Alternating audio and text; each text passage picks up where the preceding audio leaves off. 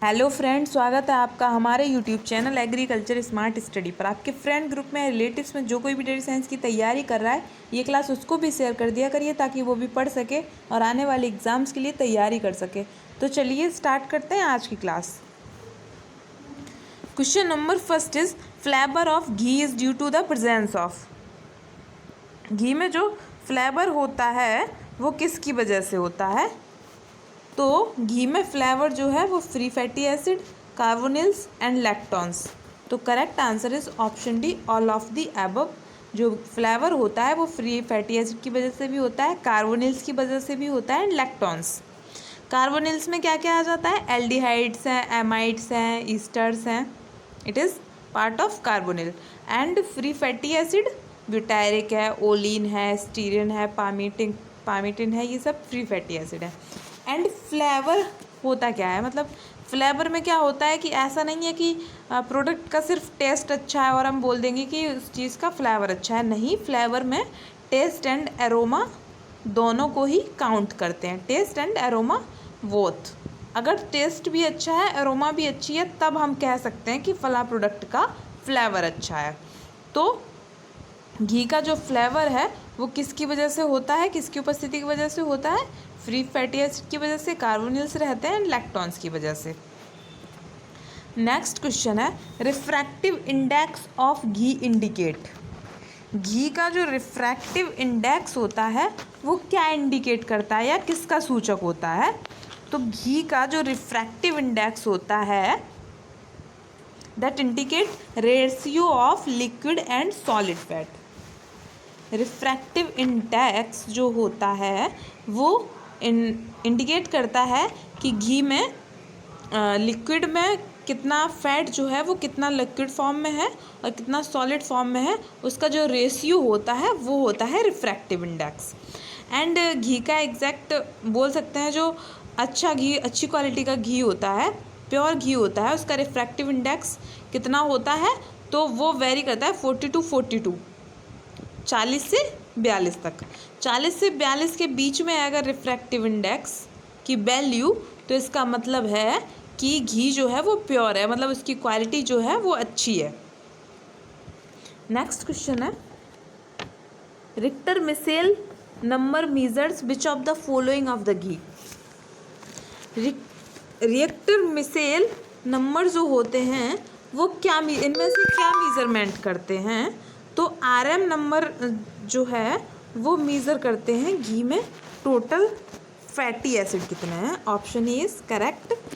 RM number measures total fatty acids of the ghee. Total fatty acid कितने हैं?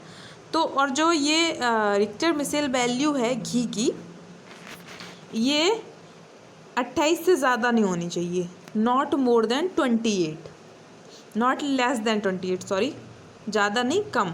28 से कम नहीं होना चाहिए आरएम वैल्यू घी की। और सीज़न वाइज भी बात करेंगे अगर, तो विंटर में 23 से कम नहीं होना चाहिए, जैसे सीज़न में कुछ कम हो जाती है, तो भी विंटर में not less than 23 and summer में नॉट लेस देन 21। एंड जहाँ कॉटन फीड एरियाज़ होते हैं, जहाँ पे मतलब एनिमल कॉटन क्रॉप की फीडिंग करते हैं, वहाँ की जो आरएम वैल्यू है वो कभी कभी 20 भी होती है। तो वहाँ पे भी एक स्टैंडर्ड है कि वहाँ पे भी 20 से कम नहीं होना चाहिए। तो आरएम नंबर जो है वो मेज़र करते हैं क्या? Total fatty acid in ghee. Next question है exposure of ghee to sunlight cause. मतलब घी को अगर ऐसे सनलाइट में रख देंगे, या आप बोल सकते हैं कि सनलाइट के एक्सपोजर से घी में जो है वो क्या कॉज होता है, मतलब या बोल सकते हैं कि क्या प्रॉब्लम हो जाती है घी को अगर खुले में ऐसे धूप में रखा छोड़ देंगे, तो क्या होता है? ऑक्सीडेशन हो जाता है मिल्क फैट का। तो oxidation of milk fat, and जब ऑक्सीडेशन हो जाएगा फैट का तो घी जो है वो ख़राब हो जाएगा, उसकी क्वालिटी जो है वो बेकार हो जाएगी। तो exposure of ghee to sunlight cause oxidation of milk fat. Next question है packaging of ghee is essential to. मतलब घी की पैकेजिंग जो है वो क्यों आवश्यक है? घी की packaging increase the shelf life of ghee. अगर घी को पैकिंग करके रखेंगे तो वो सेल्फ लाइफ भी बढ़ाता है घी की। मतलब अगर घी खुला हम लोग रख रहे हैं तो अगर वो 1 महीने तक सही रहेगा, वहीं अगर पैकिंग करके रखेंगे तो वो उसकी सेल्फ लाइफ जो है वो इंक्रीज़ हो जाएगी। बोल सकते हैं कि उससे कुछ टाइम तक, ज़्यादा दिन तक वो ख़राब नहीं होगा। And prevent the oxidation of ghee. And अगर पैकिंग कर रहे हैं तो वो ऑक्सीडेशन को भी रोकता है, और जब ऑक्सीडेशन नहीं होगा तो ऑब्वियसली घी की जो है सेल्फ लाइफ इंक्रीज़ हो जाएगी, वो ज़्यादा दिनों तक रखा रहेगा। जब ऑक्सीडेशन नहीं होगा तो वो ख़राब ही नहीं होगा। And prevent the hydrolysis of ghee. And घी की हाइड्रोलाइसिस को भी रोकता है। तो correct answer is option D, packaging of ghee is essential to increase the shelf life of ghee and prevent the oxidation of ghee and also the prevent hydrolysis of ghee. Next question है, when copper और iron come in contact with ghee it acts as. जब copper या iron जो है, minor metal जो है copper या iron, वो जब घी के कांटेक्ट में आते हैं तो वो किसकी तरह वर्क करते हैं, किसकी तरह एक्ट करते हैं। तो व्हेन कॉपर और iron comes in contact with ghee it acts as catalyst for oxidation. मतलब ये घी के ऑक्सीडेशन के लिए एज उत्प्रेरक बोल सकते हैं। ऑक्सीडेशन के लिए, ऑक्सीकरण के उत्प्रेरक का कार्य करते हैं आयरन और कॉपर। मतलब जब ये घी के संपर्क में आएंगे आयरन या कॉपर तो ये कैटलिस्ट का वर्क करते हैं। मतलब जल्दी से घी को ऑक्सीडेशन के लिए उत्प्रेरक का कार्य करेंगे। मतलब अगर वैसे थोड़ा दिन में होना होगा तो अगर ये कॉपर और आयरन कांटेक्ट में आ रहे हैं तो ये उसको ऑक्सीडेशन को जो है वो बढ़ावा देते हैं, एट द कैटलिस्ट वर्क करते हैं। नेक्स्ट क्वेश्चन है, ideally ghee stored under at temperature. मतलब घी के लिए आइडियली टेम्परेचर जो है स्टोर करने के लिए वो कितना है। तो ideally ghee stored under at temperature 21 degree Celsius.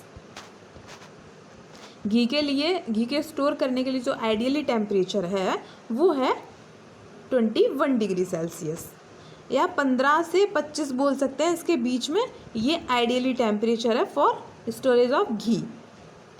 15 से 25 के बीच में कोई भी वैल्यू दी जाएगी, आप टिक कर सकते हैं आइडियली टेम्परेचर फॉर घी के लिए। नेक्स्ट क्वेश्चन है, according to FSSR 2011 anhydrous butter oil should contain not more than. मतलब फूड सेफ्टी स्टैंडर्ड रेगुलेशंस 2011 के अनुसार एनहाइड्रस बटर ऑयल में नहीं होना चाहिए क्या, not more then 0.1% moisture. Food safety and standard regulation 2011 के अनुसार एनहाइड्रस बटर ऑयल में जो है 0.1% से ज़्यादा मॉइस्चर नहीं होना चाहिए। मैंने लास्ट क्लास में बताया था कि जो एनहाइड्रस मिल्क फैट होता है, एनहाइड्रस का जहाँ एनहाइड्रस लग जाता है उसका मतलब ही है no water content, no moisture content. तो 99.8 to 99.9 तक बटर ऑयल में जो है वो मिल्क फैट रहता है। फिर भी अगर कुछ मॉइस्चर रह जाता है तो वो 0.1% से ज़्यादा नहीं होना चाहिए। ये स्टैंडर्ड किसका है, food safety and standard regulation 2011। And इससे एक और क्वेश्चन है FSS से, अगर पूछ लिया जाएगा food safety and standard act कब लागू हुआ था, तो वो है 2006। Food safety and standard regulations क्या है, 2011। एंड फसाई काफ़ी इम्पॉर्टेंट है। फसाई FSSAI, फसाई food safety and standard authority of India. और ये इसकी स्थापना कब हुई थी, फॉर्म्ड अगस्त 2011 में। And it is autonomous body established under ministry of health and welfare.